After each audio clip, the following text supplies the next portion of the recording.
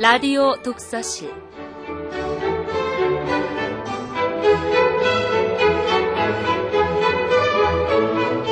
이 시간 진행의 김갑수 문화평론가입니다.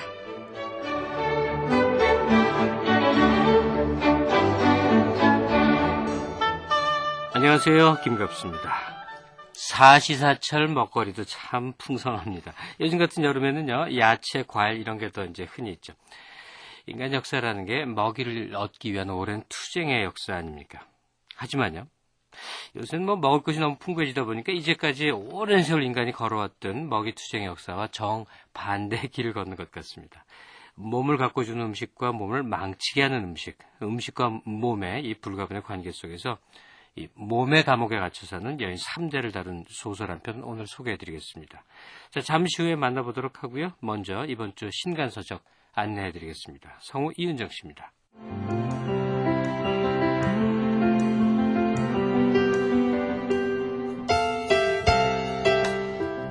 고대 그리스에서 현재까지 여성 철학자들을 발굴, 그들이 남긴 철학적 의미와 가치를 페미니즘적 시각을 견지해 소개한 철학 입문서. 여성 철학자가 푸른 숲에서 나왔습니다. 테아노, 히타피아 등 수많은 여성 철학자들의 활약과 업적을 담은 이 책은 그린드케, 마이어호프 등 신진 독일 철학자 8명이 집필한 역작으로 철학박사 이한우 씨가 우리 글로 옮겼습니다. 정신분석 이론을 토대로 20여 년간 현장에서 쌓은 풍부한 임상 경험을 하나로 엮어 녹여낸 나르시시즘에 대한 심리 교양서. 사랑과 착취의 심리가 교양인에서 나왔습니다.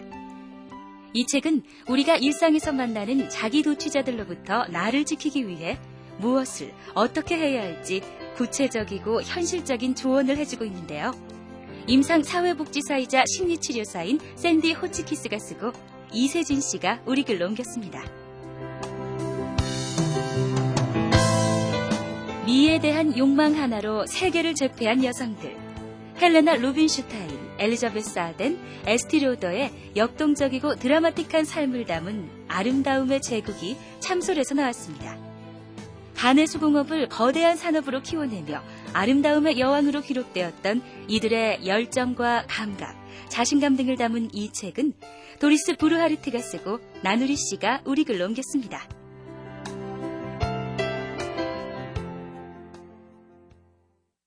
네, 신간 안내 받으셨고요. 자, 오늘 함께 하실 작품이요. 권지혜의 작품 여자의 몸, Before and After 이런 제목의 작품입니다. 작가 소개를 잠깐 해드리겠습니다. 소설가 권지혜 씨는 1997년 라뿔륨을 통해서 등단을 했습니다. 2개의 꼭두각시 인형, 상자 속의 푸른 칼로 이런 작품들입니다. 이후에 2002년에 이상문학상을 수상하게 되고요. 또 장편소설 아름다운 지옥, 소설집 꿈꾸는 마리오네트, 또 폭소 이런 등등의 책자를 낸 바 있습니다. 산문집 권지혜의 빠리빠리빠리 이런 책도 있습니다. 작가 모시겠습니다. 안녕하세요. 안녕하세요. 네, 권지혜의 빠리빠리빠리 책은 언제 나왔던 겁니까? 그 책은 작년 여름에 나왔어요. 작년 7월에. 1년 정도 됐군요. 네. 그러니까 파리 체류기를 쓰신 건가요? 예. 파리 유학을 갔다 오신. 예, 제가 파리에 한 8년 가까이 유학을 했잖아요. 아유, 오랫동안 하셨군요. 네. 예. 그래서 제 생각으로는 보통 작가들이 스쳐가면서 쓰는 여행기 정도는 쓸 수 있는데 이렇게 작가 이전의 생활인의 모습 같은 게 좀 많이 담겨 있어요. 그 안에. 그래서 에피소드집 같은 거를 보셔도 되고 아니면 홀로 서기 위한 이방인으로서의 어떤 고투 그런 것도 있을 수 있고 또 프랑스의 문화 읽기 같은 게 생활 속에서 이제 하나하나 좀 나오는 거죠. 네. 그래서 체험이 섞인 체륙이라고 볼 수 있어요. 네. 아니 이 질문을 드리는 게 작가 권지혜의 내면 세계를 형성하는데 장장 8년 동안의 파리 체류라는 게 역할을 분명히 많이 했을 것 같아요. 아니, 이번 작품이 여자의 몸 Before and After입니다. 이게 도대체 무슨 얘기일까? 이제 드라마로 접하게 되겠지만, 좀 이렇게 단서를 주셨으면 좋겠습니다. 어떤 작품인가 하는 거예요?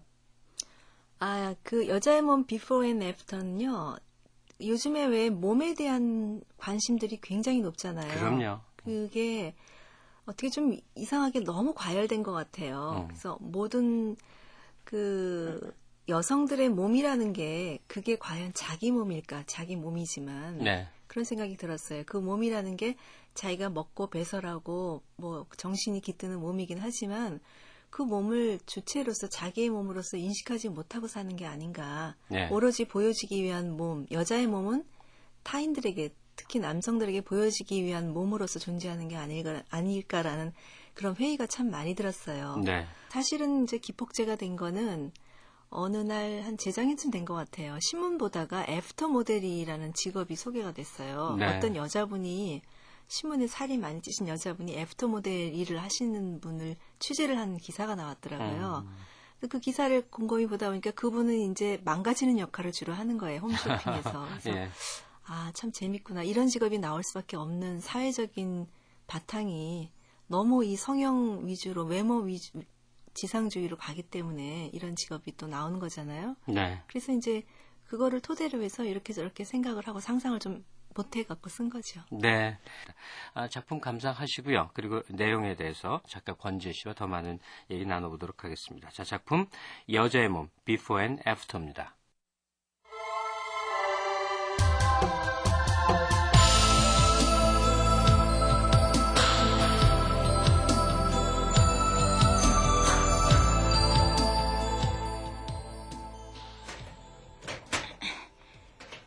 섹시, 얼른 내 신 좀 내놔요. 얼른 가양께로. 엄마, 자꾸 어딜 가신다고 그래? 아유, 해 떨어질 때까지 안 들어가면 비락이 떨어져요. 안문 좀 열어봐요. 엄마, 이제 여기가 엄마 집이야. 여긴 큰아들네 집이라고. 나 엄마 딸이잖아. 생각 안 나요? 몰라요. 서방인지 시방인지가 얼마나 성질이 더러운지 늦으면은 박패요. 삽작 밖에 내쫓기기라도 하면 이 엄동설한에 큰일이죠. 난 늙은 어머니의 머리를 끌어안았다. 어머닌 8살 적에 딸아이 아름이만 했다. 남편에게 딸을 두고 떠날 때 내게 안겨 울던 딸의 머리통의 양감을 오래 잊지 못했었다. 날도 저물고 밖이 너무 추워요. 오늘 밤은 자고 내일 가요. 네? 그래요. 그럼 할 수 없죠. 샥씨, 오늘 나랑 같이 자요. 응? 섹시도 밤새 얘기 나고 자고 가요. 그래요. 보니까 섹시도 외로운 처지 같은데. 아유, 그나저나 어쩌냐. 왜요? 큰일이네. 처지 텅텅 불었슈. 응? 돌도 안 된 작은 놈을 내비두고 왔는데 위를 어쩐디야. 어머닌 지금 당신 생에 어느 시기를 배회하는 걸까? 어머니의 기억은 주로 2군데에 머물러 있는 것 같아요. 시집 오기 전에 처녀 시절과 어쩌면 20대 후반이나 30대에 한창 아기를 키우던 어느 한 시절에 고착되어 있는 것 같아. 처음엔 얼마나 놀랐는지. 된장독에다가 신발을 감춰둘지 누가 알았겠어요?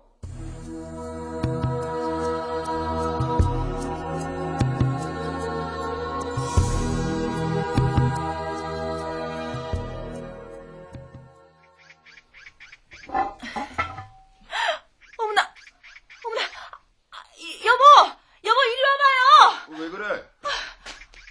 글쎄 된장 뜨려고 봤더니 여기 어머니 신발이 있잖아요. 이거 심각하네 이거. 그 아무래도 집으로 모셔가지고 이거 이대로 혼자 뒀다간 무슨 일이 일어날지 모르겠네. 큰오빠가 어머니를 모셔오고 나서도 식구들은 어머니의 신발을 감추느라 애를 먹었다. 그런데도 간혹 식구들 몰래 집을 빠져나가 애를 태우곤 했는데 어느 날 어머니는 고쟁이 바람으로 버스 정류장에서 발견이 됐다. 참, 어머니, 도대체 어디 가려고 이렇게 나오셨어요? 대나무 끌로 가야 돼요. 오빠가 찾고 오랴. 어머니. 옛날에 죽은 오빠가 지금 어디 있다고 자꾸 대나무 꼴로 갇힌다 그래요. 어머니, 집으로 가요. 예?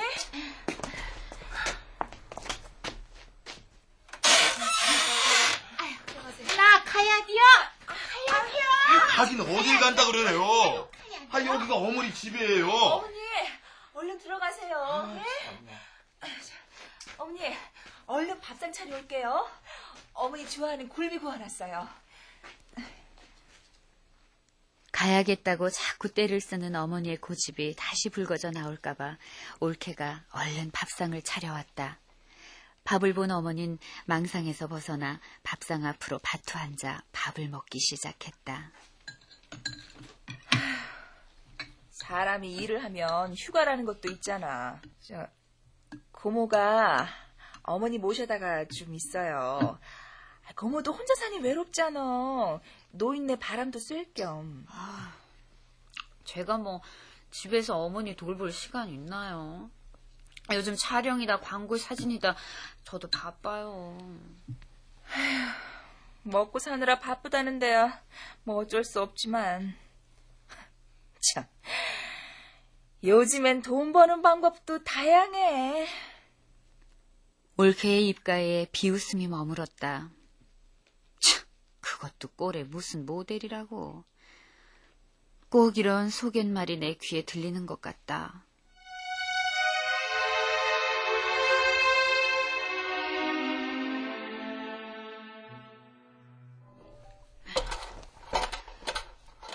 음, 76kg? 나쁘지 않네. 살이 찌는 게 두려웠던 지나갔다. 살이 찌는 것은 약간의 불편을 감수하는 것이다. 모든 여자들이 다이어트에 목숨을 거는 시대에 먹을 거 마음껏 먹고 돈까지 벌 수 있는 행운은 나만이 느끼는 행운일까?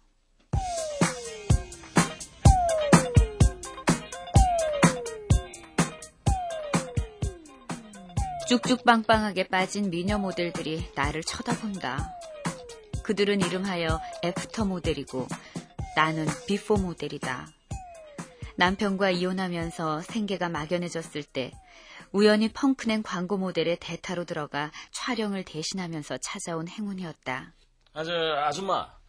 아줌마는 그냥 제대로 망가져야 돼.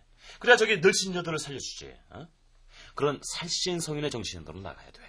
그래야 제품이 살아요. 오케이? 예, 알아요. 자, 여기 이 음식을 개걸스럽게 먹는 거야. 그렇다고 너무 오버하면 안 되고. 그 왜 그 속에서 어쩔 수 없이 막 치밀어 오르는, 마구 땡기는 먹고 싶은 욕망을 자연스럽게 보여주면서 말이야. 뭐 연민지심까지 이끌어낸다면야 뭐 금상첨화인데. 이거 내가 신인한테 너무 과욕인가? 자, 하여튼 한번 가보자고요. 촬영 세트장에는 변기와 테이블 가득 음식들이 놓여 있었다. 내가 연기해야 할 파트는 그 음식들을 개걸스레 먹으며 한편으로는 변기에 앉아 배설의 고통을 실감나게 보여주는 것이었다. 그리고 나서 다이어트 제품의 설명과 함께 애프터 모델들의 모습을 번갈아 화면에 띄우는 것이다. 이왕 하는 김에 왕창 망가지죠 뭐. 그래, 그게 바로 프로라는 거야. 여자라는 자각만 버리면 되는 건데요 뭐. 네, 맞아.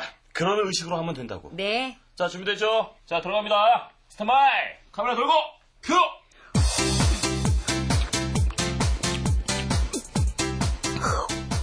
나는 식어 빠진 프라이드 치킨을 방금 튀겨내어 고소한 향기가 살아있는 육지를 뜯어먹기라도 하는 듯 맛나게 먹었다. 오케이! 자, 다음은 아이스크림. 난 일부러 입술에 묻히며 개걸스럽게 아이스크림을 핥아먹었다. 자, 아주 좋아요. 아주 만족스러운데. 자, 이번엔 변기씨. 난 엉덩이를 까내리고 허벅지게 퍼진 내 둔불 보여주고 싶지만 오버는 금물이다. 검은 가죽 미니스커트를 입고 변기 뚜껑 위에 앉아봐요. 엉덩이는 보이지 않지만 허옇고 우람하게 살찐 내 허벅지 살이 화면에 클로즈업 되었다. 참. 그 변비로 고생하는 모습을 찍는 건데 표정이 뭐예요, 그거 참. 변비로 고생한 적이 없어가지고. 참. 그거 있잖아. 변이 안 나오는 초조함과 고통을 못 이겨 손톱을 질겅질겅 씹어댄다든가 하는 거. 그렇지. 야, 이거 순발력 좋은데 여기가 장난이 아니야. 네, 이렇게 먹고도 상큼하게 빼질 못하니 그게 다 뭐가 되겠어요? 여러분 대답해보세요. 그렇죠, 살이 되겠죠? 쇼핑 호스트가 제품의 설명을 야물딱지게 하자 애프터 모델들이 한껏 나래를 펴고 무대 위를 활보했다.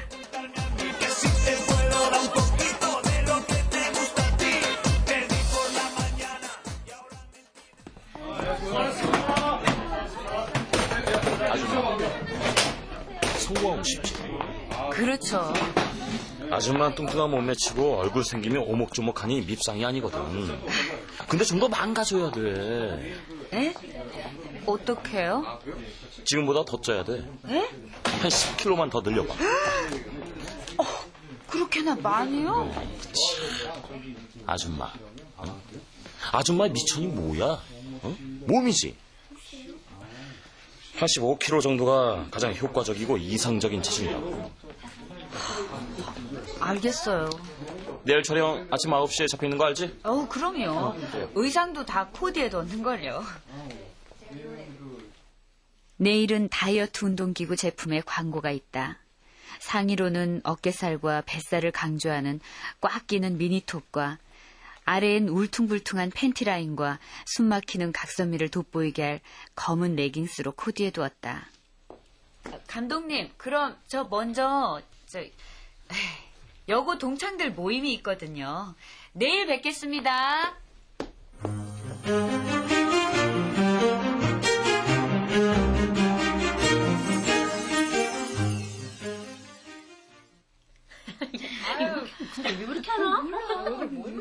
동창이래야 나까지 4명, 백설공주 4인방이다.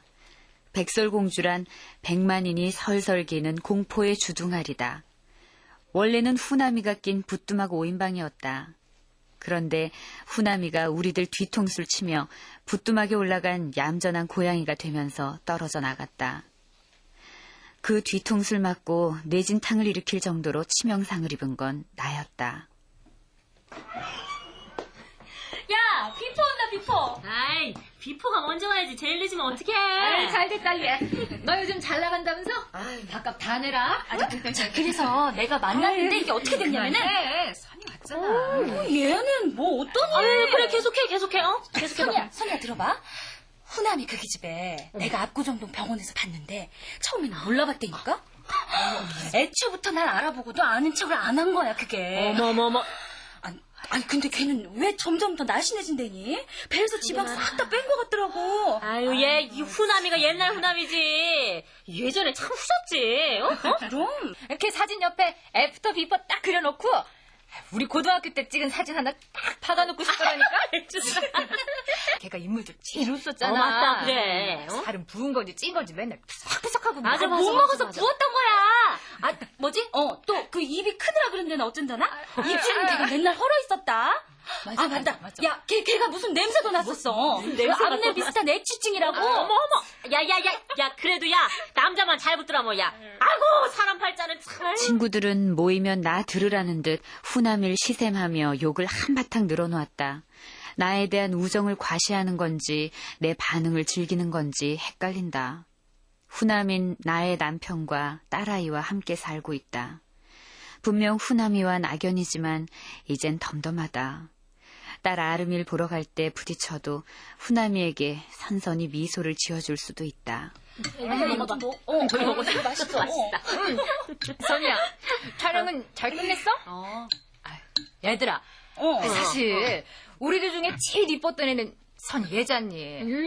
맞아. 아유, 인간사 세영지 말하더니 사람 살이 알 수가 없어. 아유, 그래. 참, 선이야, 희숙이 뭐 달라진 거 없냐? 한 봐줘라. 나 코 고쳤어, 야.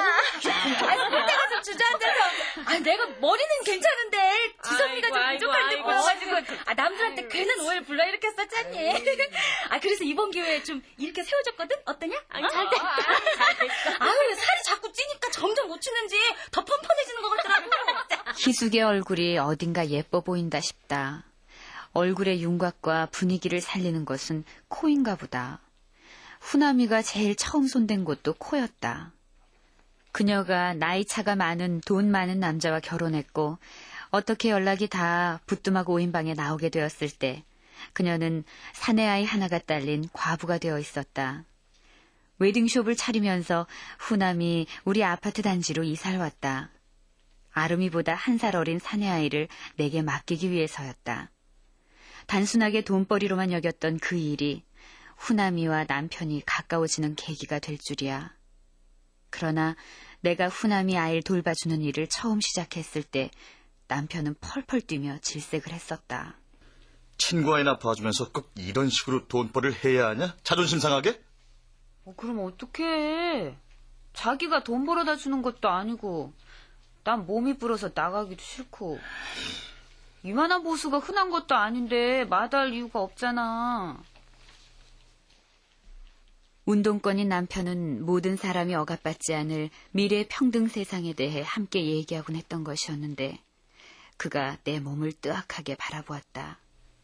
아니, 어떻게 몸이 그 지경이 되도록 팽개치냐? 너 인간이야? 여자 맞아? 몸무게가 나갈수록 오히려 난 얼마나 자유로운 줄 알아? 예쁜 여자라는 자의식을 벗으니까 세상 만물이 바로 보이는 것 같아. 난 몸에서 해방되고 자유로워질 거야. 지 몸만 가꾸고 세상이 어떻게 돌아가는지도 모르는 숲속에 잠자는 미녀 같은 공주로 사는 거 가증스럽다고. 그러나 70kg이 넘어버리자 남편은 내 몸에 손을 대지 않았다.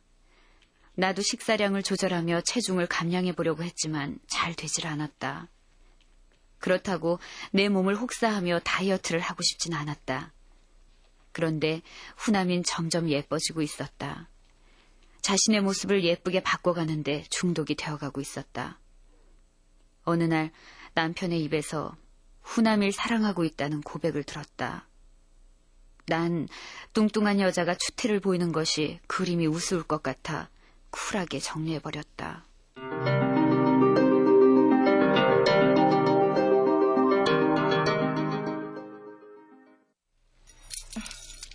후남이 아들을 미국에 어학연수 보내며 부부는 미국 여행을 떠나기 위해 아름이를 내 집으로 보냈다.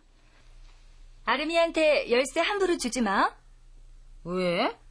너 내가 이런 말 한다고 속상해하지 마. 네 딸 간수 잘해야겠더라. 뭐? 내가 아무리 잘하려고 해도 아름이 고집 너 알지? 옷 입는 것서부터 제멋대로인데다가 애가 조숙한 건지 남자애들이 얼마나 밝히는지 몰라. 네가 이번에 데리고 있으면서 잘 관찰해봐. 그래서 우리 집 열쇠는 아름이한테보다 너한테 맡기는 게 나을 것 같다. 전에도 빈집에서 친구를 불러다가 얼마나 난리를 쳐댔는지. 하여간 교육상 네가 맡아줘. 화사하게 화장하고 운여우털 반코트를 걸친 후남인 세련된 귀부인으로 보였고 전 남편은 정권이 바뀌면서 말단 요직에 한 자리를 꿰차게 되어서 그런지 굶기가 싹 사라진 기름진 얼굴이다. 전 남편이 봉투를 내밀었다. 자, 아름이랑 한 열흘 지내려면 아무래도... 난 치밀어 오르는 자존심 때문에 거절할까 하다가 봉투를 받았다. 고마워.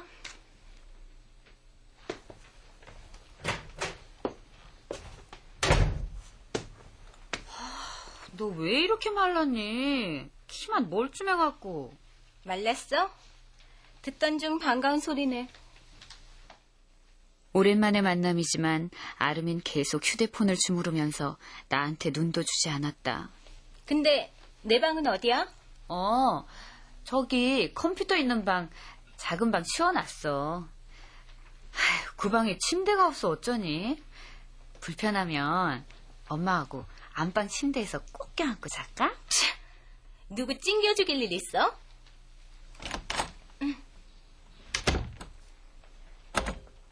오랜만에 딸과 오순도순 정담을 풀어보고 싶었던 건 나만의 꿈이었을까? 아름인 방으로 들어가더니 문부터 잠궜다.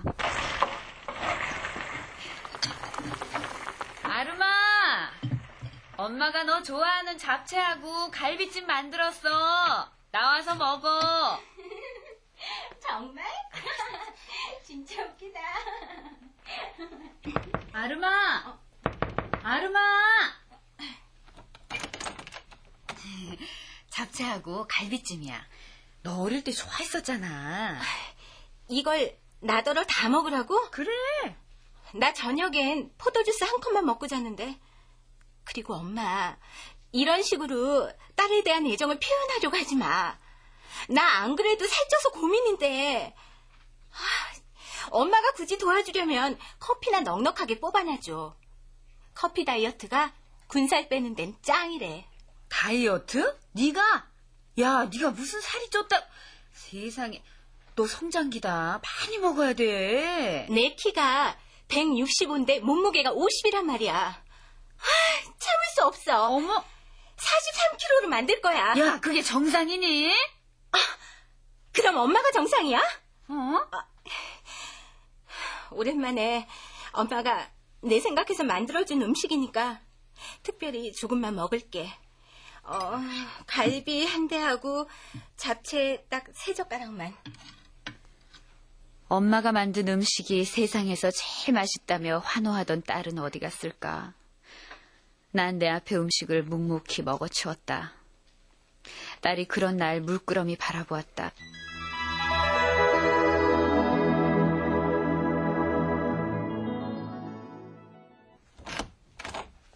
어디 가려고? 답답해서 친구들하고 쇼핑 좀 하려고. 야, 뭐 좀 먹고 가야지. 너 그러다가 쓰러지면 어쩌려고 그래. 너 여기 와서 도대체 먹은 게 뭐가 있니? 숨이 막혀. 거기다 할머니까지. 자, 용돈이야. 어? 친구들하고 재밌게 놀다 와. 고맙습니다. 시학씨, 내 신 좀 내놔요. 응? 얼른 신 좀 내놔요. 어머닌 또 신발을 내놓으라고 떼를 썼다. 난 냉장고에서 생크림이 듬뿍 얹힌 과일 케이크를 내왔다. 어머닌 케이크를 보자마자 눈을 반짝 빛냈다. 우린 케이크를 먹으며 속옷 광고 방송을 보았다. 눈과 귀를 최대로 자극시키도록 만들어진 게 속옷 광고 방송인지라 어머니도 케이크를 오물거리며 넋을 놓고 텔레비전에 눈길을 주었다. 넓지 않아 다리가 길어 보이고 날씬해 보이는 효과를 줄이면서 2줄 주름까지 넣어드려 해가 나오신 분들도 천년들. 저 참년들. 왜 싫어요? 딴 데 틀어드릴까요? 며칠 굉장히 더우셨을 겁니다. 온도보다 습도 때문에 더 더우셨을 텐데요. 올여름 장마도 있고 남은 무더위도 굉장히 많이 남아있기 마침 때문에 내가 출연했던 홈쇼핑 광고가 나왔다. 좀 있으면 내가 변기 위에서 낑낑대는 모습이 나올 것이다. 케이크를 입에 넣으며 난 어머니의 몸을 껴안았다. 엄마, 나 누군지 알아요? 아유, 어찌 모르겠어. 화면에 내가 변기에 앉아 괴로운 표정을 짓는 모습이 나왔다. 그 꼴을 보고 어머니가 손뼉을 치며 하하하 웃었다. 엄마, 그럼 저 여자는 누구야? 저것도 참년이죠. 갑자기 사례가 걸린 듯 웃음이 터져 나왔다. 어머니도 입을 오물거리며 따라서 웃었다.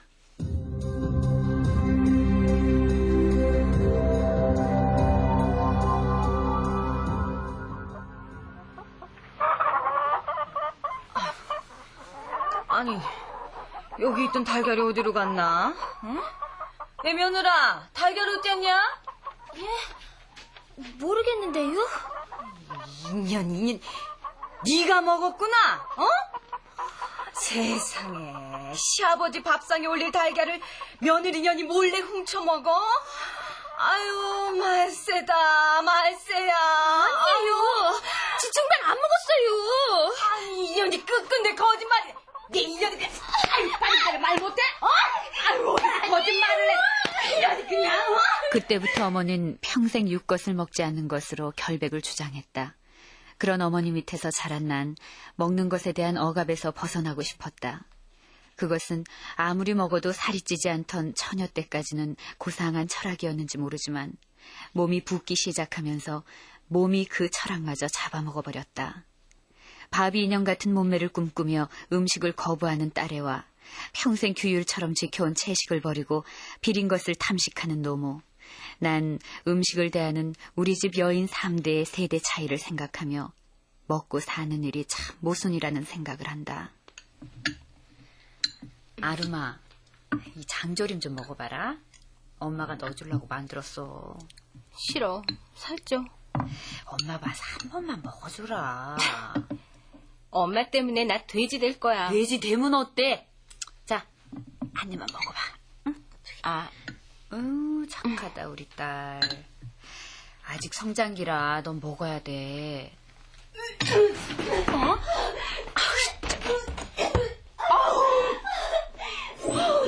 미쳤다. 그래, 원래 남자애들 눈에나 이쁘게 보이려고 네 몸을 이렇게 학대한 거야. 너 단단히 병들었구나. 너 이러다 저거 죽고 싶어. 백성원이 안 되냐. 이게 엄마야말로 몸을 학대하지 마. 엄마가 엄마 몸을 얼마나 추하게 만들고 있는지 알아? 그 추한 몸을 이용해서 돈도 벌고 역겨워. 그러니 친구한테 남편도 뺏기고 이혼당했지? 난 이제 어린애가 아니야. 음식으로 날 갖고 놀려고 하지 마. 이건 엄연히 내 몸이야, 엄마. 내 몸 내가 알아서 하는데 엄마가 무슨 참견이야? 뭐? 비포 모델? 내 사진에 비포는 없어. 딸이 울음을 터뜨리며 화장실을 나갔다. 거울에 비친 내 얼굴을 바라보았다. 다이어트 전자파 기구를 갖다 댄 것도 아닌데 흥분으로 살이 푸들푸들 떨렸다. 속에서 울음이 치솟아 올랐다. 한동안 울고 나니 마음이 진정되었다. 시간이 얼마나 흘렀는가. 집안이 너무도 조용하다.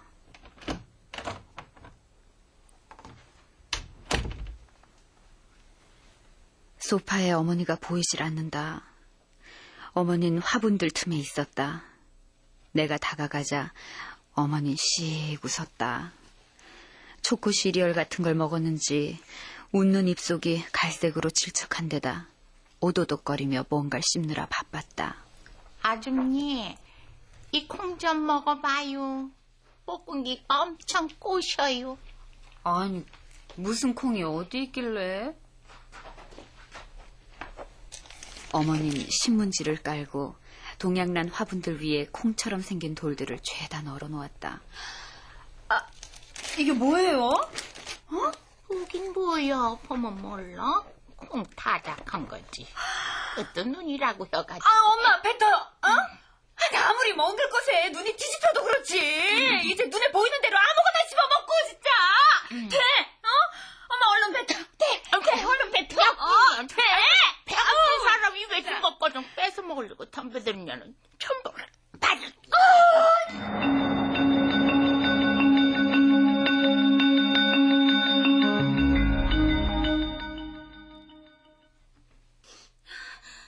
이게 무슨 냄새야? 비우상해. 엄마 좀 나와봐. 왜 그래? 아름이가 소파에서 자고 있는 할머니를 가리켰다. 얼른 노인네 아랫도리에 코를 갖다 댔다. 아플싸. 화분돌을 콩이라고 집어먹더니 탈이 난 게 분명했다. 얼마나 푸지게 쌌는지 팬티는 물론 내복하고 바지까지 모두 젖어 있었다. 노인넨 잠에서 깨어 멋쩍은 웃음을 웃었다. 엄마가 뭔 일을 저질렀는지 알긴 알아요? 괜찮아요. 배 안 아파요? 노인네를 데리고 목욕탕에 가서 옷을 벗기고 씻으려 하는데 노인네의 저항이 만만치 않다. 미끄러운 욕실 바닥에서 실랑이를 하다가 잘못되면 큰일 나겠다 싶었다. 아름아! 왜? 이리 와서 할머니 좀 꽉 잡아. 아름이는 더러운 짐승을 만지듯 할머니 몸에 몇 번 손을 댔다 뗐다 하더니 눈을 감고 할머니 어깨를 꽉 부둥켜 안았다. 나는 재빨리 옷을 벗겨냈다. 아유, 좀 가만히 좀 계세요. 아유.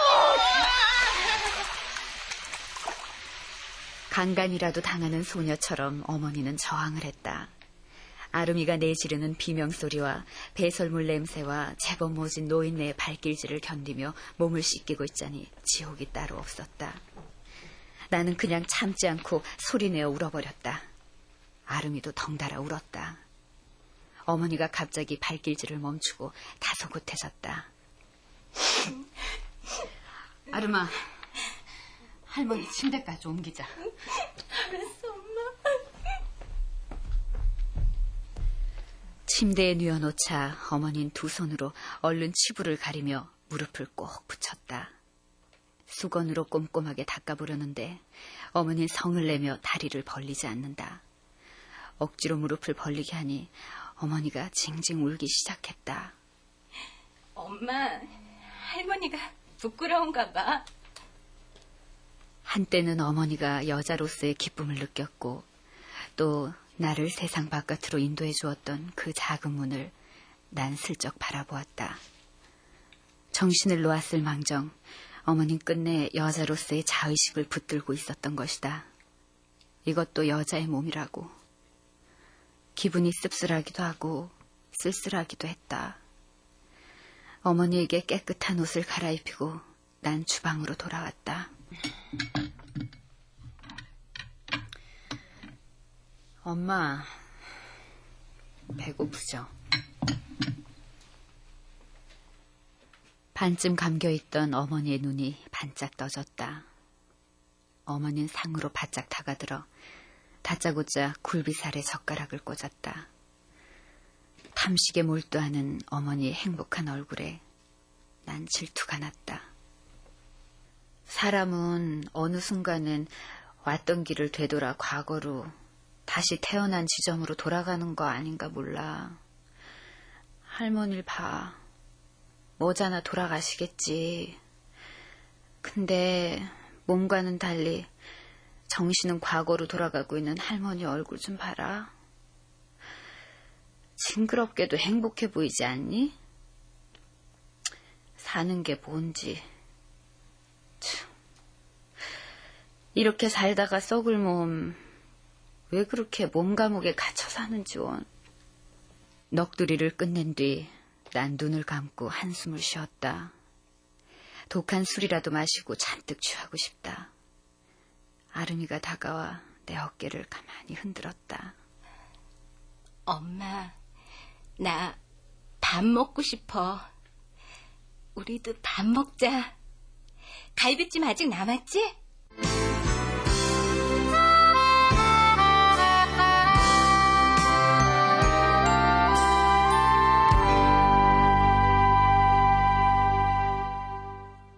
권지의 소설 여자의 몸 Before and After 이 작품 함께 하셨습니다.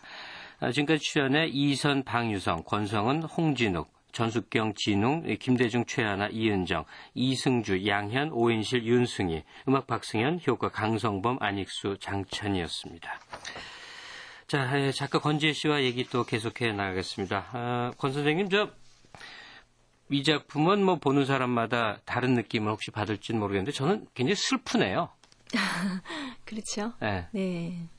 특히 주인공 나의 이 현실이라는 게 이게 아니 실제로 이런 일이 있을 수 있을까요? 자기 남편과 아이를 네. 아주 그 예쁜 자기 친구에게 뺏기고 말이에요. 뭐 여행들 떠난다고 애 대신 맡아갖고 벌어지는 이 상황가 막 화도 나고 그러네요. 글쎄요, 뭐 그런 상황이 뭐 그거는 사실은 허구적인 걸 제가 꾸민 거긴 하지만은. 가장 또 아무리 가상이고도 허구적인 일이라고 하지만 현실에서는 아마 그보다 더 심한 일도 일어날 수 있을 것 같아요. 예, 결국 뭐 글쎄요, 남자들이 사랑한다는 의미가 예를 들어서 뭐 그 상대방 친구, 예쁜 여자 친구를 사랑한다라고 말은 했겠지만 이면에 보면은 여자들이 보면은 뚱뚱한 여자와 아주 날씬하고 예쁜 여자가 있다고 한다면은. 네. 그냥 안 이쁘기 때문에 빼앗겼다라고 그냥 누구나 다 아는 사실일 것 같아요. 나머지 그 포장이야 뭐 저 여자를 사랑하니까 내가 선택했다라고 얘기는 하겠지만 네. 뭐 그냥 실제적인 이면은 그렇지 않을 것 같거든요. 그게 현실일 것 같아요. 작가로서는 이 작품을 이제 써내려가면서 분명히 어떤 의식, 어떤 문제 제기 이런 것이 있었으리라고 생각이 듭니다. 다이어트 세대, 특히나 이 외모 지상주 이건 뭐 사회적으로 자꾸 부수적인 문제가 아닌 상태가 된 것 같거든요. 전 사회적으로 아주 큰 사회 문제가 된 것 같거든요. 어떤 얘기를 좀 강하게 하고 싶었는지 이제 작품 바깥에서 하시는 말씀이라고 그럴까요? 작품을 쓰게 된 여러 가지 생각을 좀 듣고 싶습니다.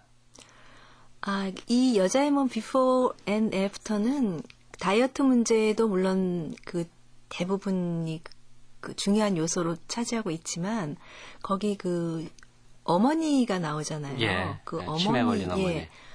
어머니 문제하고 같이 맞물려 있다고 보면 돼요. 그러니까 여자의 몸 before and after에서 before하고 after가 왜 성형하기 전에 또는 뭐 고치기 전에 전과 후를 나타낼 수도 있지만 네.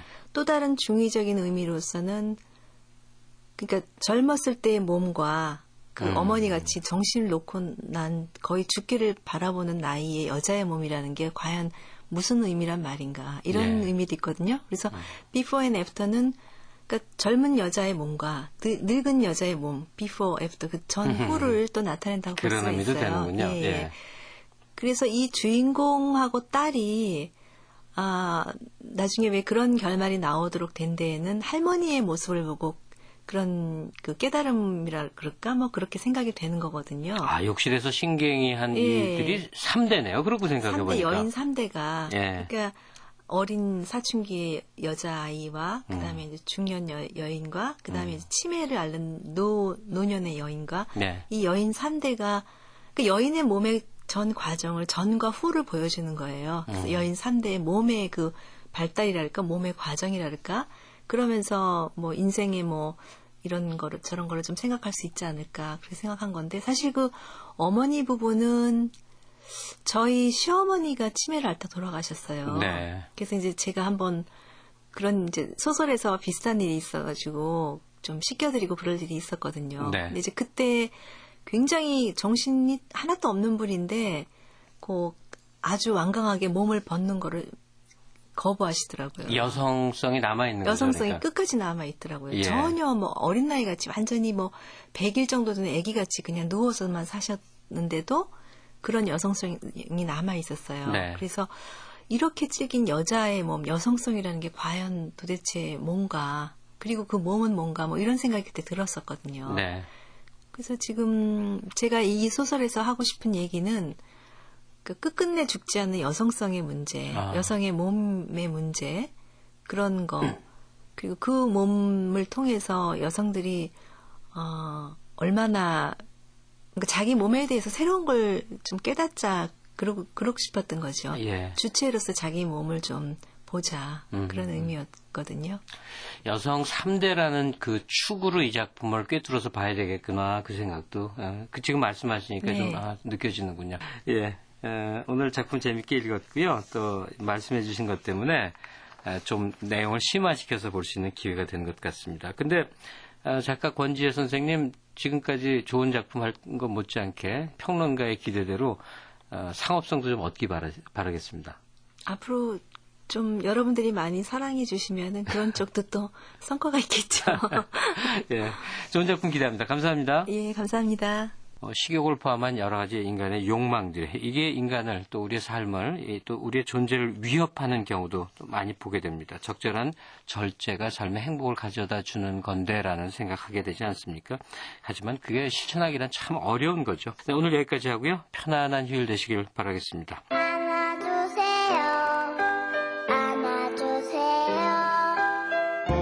한번 안아주세요. 당신의 내일은 GS가 안아드릴게요. 당신의 GS. 요즘 20대들 사이에 휴대폰 재테크가 유행이라고 합니다. 모바일 싸이월드 스포츠 뉴스 게임. 아무리 써도 한 달에 14,000원이면 돼요. 네이트 프리요금제를 쓰는 대학생 김은영 씨의 말입니다. 근데 경제적이죠. 네이트 프리요금제 빨리 가입하셔야겠습니다. 이상 네이트 광고였습니다. 초여름 가로질러 장수풍뎅이 한 마리 날아간다.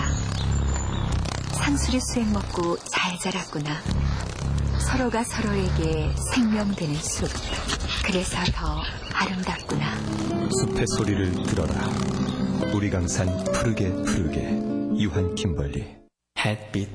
최민식씨는 오늘 바카스D와 함께 좋은 사람을 만나러 갑니다.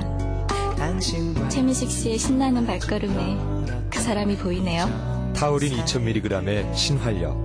새로 나온 바카스D. 선생님! 안녕하세요! 바카스D. 요즘 20대들 사이에 휴대폰 재테크가 유행이라고 합니다. 모바일 싸이월드 스포츠 뉴스 게임. 아무리 써도 한 달에 14,000원이면 돼요. 네이트 프리요금제를 쓰는 대학생 김은영 씨의 말입니다. 근데 경제적이죠. 네이트 프리요금제 빨리 가입하셔야겠습니다. 이상 네이트 광고였습니다. 아빠, 오래된 아빠 양복 볼 때마다 제 마음이 조금 그랬거든요. 그래서 제가 계획을 세웠어요. 다음번 생신 기대하세요. 사랑하는 사람을 위해 조흥은행 적립식 펀드로 계획을 세워보세요. 인생이 계획대로 차차차. CHB 조흥은행.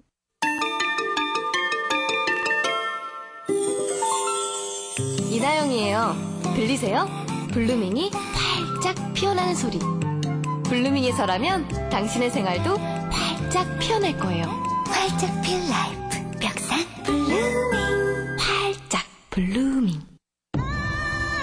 나는 싸워야 한다. 길들여지려는 나와, 타협하려는 나와, 포기하려는 나와 싸워야 한다. 나는 인생에서 가장 중요한 30대 후반에 서 있기 때문이다. Change the life. 대한생명. 안녕하세요. 배우 조승우입니다. 작품 속 나와는 다른 삶을 만나면서 어려운 이웃들을 돌아보게 되었습니다. 저도 작지만 사랑의 나눔을 함께하며 모두가 행복해지는 세상을 상상해봅니다. 더 좋은 내일을 상상합니다. KTNG. 흩날리는 그녀의 머리카락, 어디론가 날아가는 새들, 어둠을 질주하는 자동차. 너는 찍고 싶은 걸 찍을 수 있는가? 흔들려도 어두워도 보다 선명한 후지필름 파인픽스. 전 평생 세단만 탈 겁니다. 적어도 승차감만큼은. 솔직히 SUV보단 세단이 낫잖아요. 그러던 그가. 세단이요? 제가 언제요? 세단이 울고 간다. 카이런 탄생. 실키 드라이빙. 쌍용 자동차. 카이런. 라디오 독서실 지금까지 극본 송윤지, 기술 이흥규, 연출 승원세였습니다.